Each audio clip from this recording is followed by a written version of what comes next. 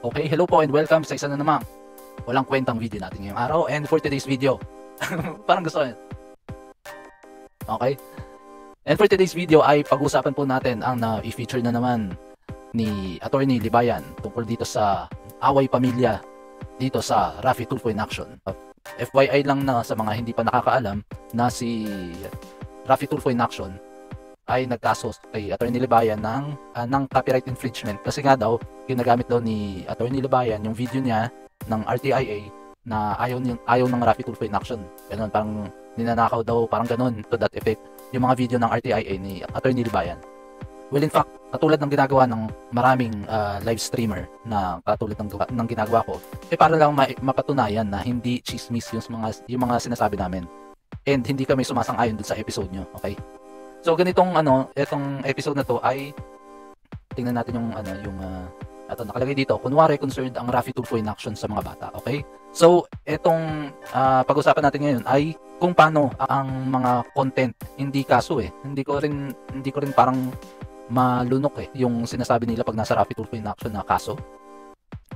Kung ano yung content for the day nila sa Raffy Tulfo in Action kasi hindi naman din matuturing kaso to Chismisan lang naman din tong mga to Okay? So ito, na-feature ni Attorney Libayan kung paano yung usual na galawan ng RTIA, okay? Yung mga issue nilang fini-feature, hindi kaso yung mga content nilang ini-issue sa Raffy Tulfo in Action kung saan away pamilya. Lalo na kung sa away pamilya ay nasa gitna ay may mga bata, okay? Yung sinasabi nilang para mapagbate o para sa mga bata, yung aayusin nilang content, issue, okay? So pakinggan natin tong video ni Attorney. Ngayon, tignan nyo yung ginagawa nila. Ating isasama ang mga bata dito, ha? Kasi yun ang...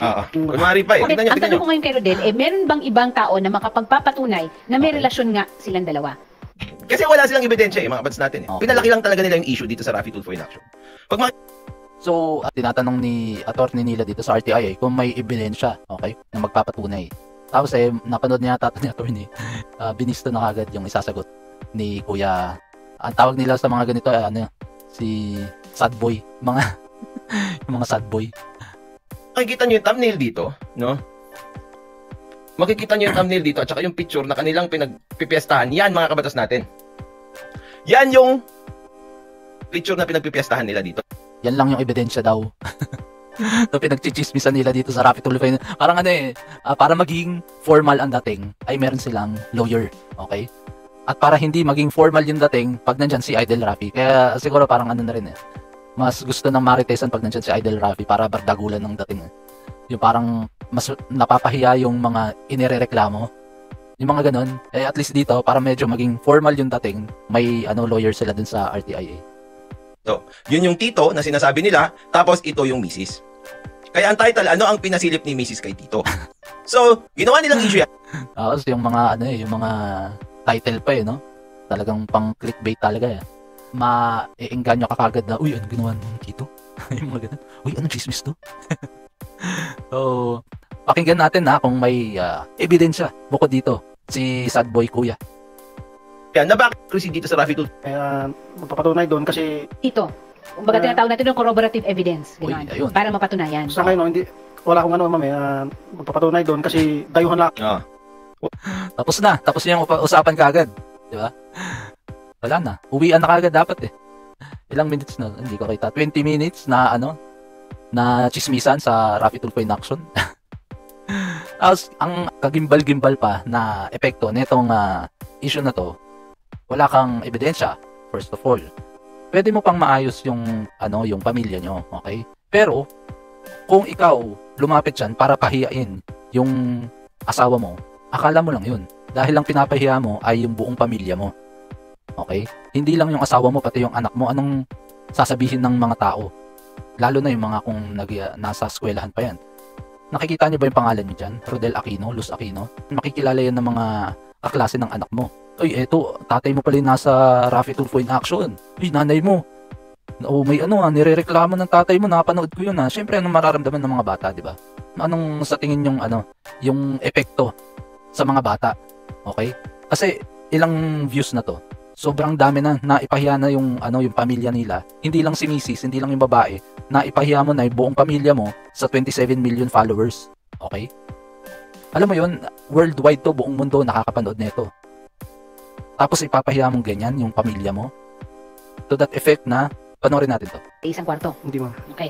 Ang mga bata, may isip yan at magtatanong kung bakit at kung ano nangyari. Ang mga bata ba ay nakausap na natin? Nakausap ko naman yung panganay ko po. Nakausap din namin, ma'am. Okay, Luz. Ang sinabi ko, ma'am, kakaayusin na yan. Kasi pag hindi niyo po naayos yan, magpapakamatay po ako, hindi na ako makakita kahit Narinig niyo yun? Yung sinabi ng bata? Diba? To that effect na may mga nagpapakamatay na nafi-feature dito sa Raffy Tulfo in Action. Okay?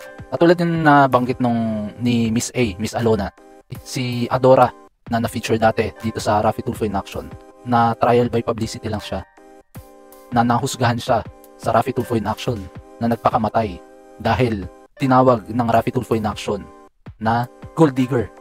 Na gold digger yung Pinay na nirereklamo nun. E di napahiya siya, e di nagpakamatay. Ngayon dito, nagbabantang magpakamatay daw yung anak nila. Bakit? Eh syempre, pinahiya mo na sa buong mundo yung anak niya, yung pamilya mo. Tama ba yun? Na pinagchichismisan ng buong mundo yung pamilya nyo. Sa tingin mo tama yun? Sad boy? Akala mo kasi ang mapapahiya lang dito yung misis mo no? Yan yung mga usual na iniisip ng mga tao na gustong manood ng mga ganito Kaya nga sabi ni attorney na sana balang araw hindi kayo mapatulfo. Dahil pag pinatulfo kayo, hindi lang ikaw yung pinapahiya.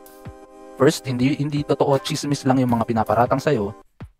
And second, pinapahiya ka na sa buong mundo. Hindi lang ikaw, pati buong pamilya mo.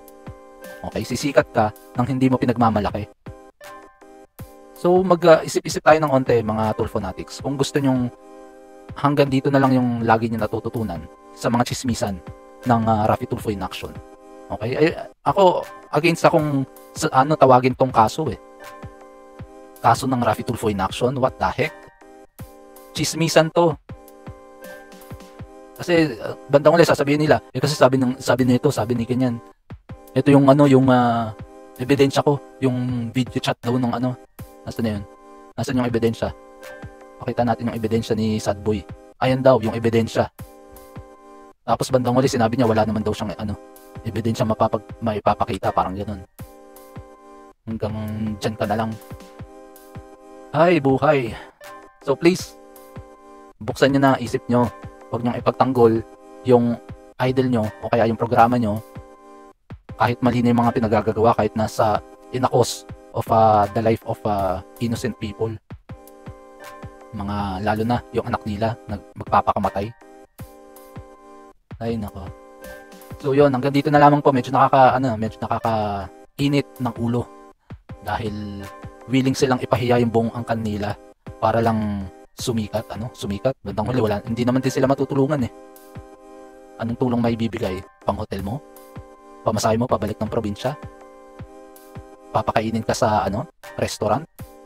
Bandang huli, ikaw ang tumulong sa RTIA dahil pina-viral mo yung kahihiyan ng buhay ng storya ng pamilya nyo. Ay siya, hanggang dito na lamang po. Kaya ang dapat nyo gawin, i-follow nyo ako sa Facebook page ko. And pakisubscribe na rin po ako sa YouTube channel ko. Okay? And maraming salamat sa mga sumubaybay na itong walang kakwenta-kwentang video natin ngayong araw. Walang kwenta. And ingat po tayong lahat. Okay? Ciao, ciao.